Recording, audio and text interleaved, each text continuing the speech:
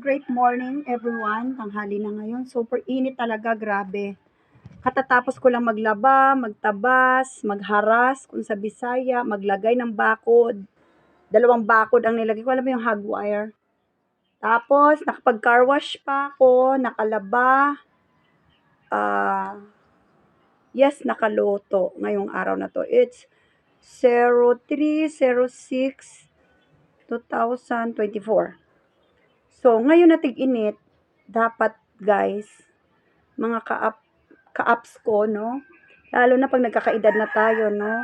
Yung mga kumari ko, pinapaalala ko sa kanila na huwag silang matulog ng tanghali kasi baka naman, alam mo yung pag natutulog ka kasi sa tanghali, nakakaano daw yun ng blood pressure, nakaka-high. So ito guys, share ko lang sa inyo itong First Vita Plus. Kaya na kaya ko lahat ng gawin yun. Mga gawaing lalaki, na kaya ko yun lahat.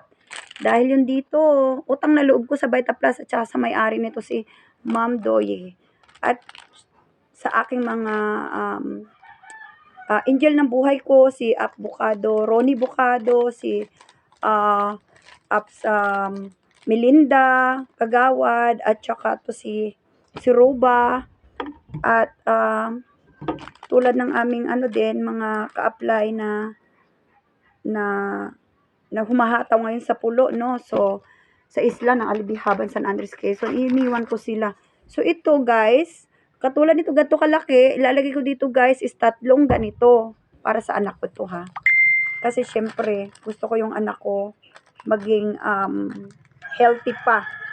Kaya, alam ko naman yung anak ko ay medyo may pagkatamad magtimpla nito. So, ginagawa ko to para sa anak ko kasi alam ko naman na pag healthy yung anak ko, benefit din yun sa amin ng pamilya ko. Kapag may sakit yung anak natin, syempre, problema din natin yun, di ba? So, pag walang, natanggal guys, sorry. So, pag ang anak natin ay malusog, so syempre, ang iisipin na lang natin kung paano i-share sa mga kamag-anak, kakilala, kung paano mag-alaga ng mga anak. Wala namang perpektong magulang dito sa mundo eh. So ngayon, ito, tulad nito, yung anak ko, gusto ko maging healthy yung anak ko. At alam ko naman marami ding magulang sa ganyan.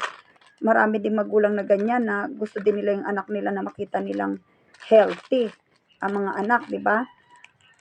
So, nagpapasalamat ako sa First Vita Plus dahil nung hindi ko pa nakilala ang First Vita Plus, parang ang feeling ko, hindi ko na kaya para mapapariwara yung mga anak ko sa pamilya namin. Yung katulad ng naging matigas ang ulo, natutong mag-inom. So, yun guys. Excuse me guys ha. Dahil ito sa powder, parang napapabahing lang ako guys. Pero, dapat make sure natin na malinis yung tinitimpla natin para sa mga anak natin. So, kayo guys, ang tanong ko lang sa inyo, mas gugustuhin nyo ba yung mga anak ninyo mapapunta sa tamang direksyon? Kasi nakikita ko, kaya ko sinishare to sa inyo, nakikita ko sa Vita Plus, alam kong mapapabuti ang anak ko at nasa tamang direksyon. So yung mga magulang dyan na nararamdaman na wala ng pag-asa paano baguhin ang mga anak nila, please lang guys, moral support lang sa mga anak ninyo, i-motivate ninyo at subukan ninyong pasamahin sa amin kasi yung anak ko dati hindi ko yan pinapayagan na magala kasi natatakot ako eh. Kasi 'di ba marami ng bad influence, pero wala akong nagawa nung nalaman ko na napabarkada ng anak ko. Gigising ako na madaling araw, sisilipin ko siya doon sa kanyang lungga, sa kanyang pugad.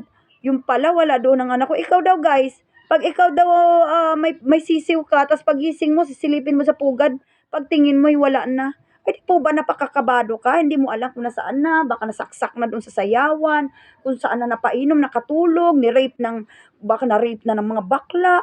Alam mo yung ganun guys na iniisip mo kasi mahilig akong magpahula kay Rudy Baldwin na ingatan nyo guys sa mga anak ninyo kasi talaga ngayon 2024, pati lalaki daw po guys, ay nire-rape.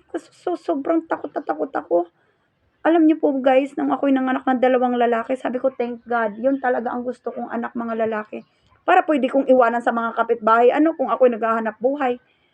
Pero nung, alam mo yun, nakikita nyo naman guys sa balita, kung ano-ano nang nangyayari sa mundo. Pero, guys, yung mga problema na yan, ang sagot nandito na. Nandito na sa Vita Plus, First Vita Plus. Kaya salamat po talaga sa may-ari na nakadiscover nito. Dahil po, one team building pa lang naman ako, pero talagang swabing-swabe naman po. I love it, I like it. Siyempre po, kung nagustuhan po, gusto ko pong i-share sa inyo ito para naman po, i-try nyo rin po i-apply sa sarili ninyo. Di po ba? Kasi, sa mga anak pa lang po sa mga anak pa lang po, pinagkakatiwala ko sa First Vita Plus na alam kong hindi po sila mapapariwara. So, yun lang guys. Happy Wednesday sa inyo dyan. Mwah!